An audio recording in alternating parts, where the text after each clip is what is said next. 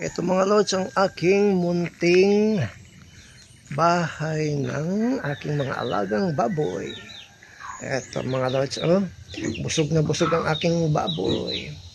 Ito, 45 days ko pa lang ito mga lods, 45 days ko pa lang inaalagaan ito. Tignan nyo, ang lulusog na, ang tataba. Yan, busog na busog sila. Kaya yan, tulog. Ito yung kanilang kulungan. Ayan, may pagkain pa natira. Tapos may manok pa. Ayan, tapos dito naman sa kabila, ito yung bago kong biik.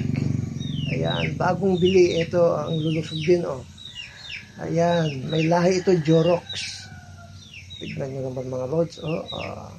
Ito, ang kanilang kinakainan, kawali, para sabi nila, para daw malakas kumain. Ayan, tignan nyo naman, ang gaganda, ang cute-cute ng ating mga alaga mga lods. Ganito lang buhay sa probinsya mga lods.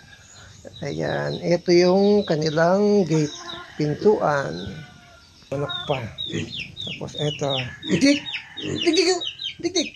Ayun, ayaw nilang gumalaw kasi busog na busog.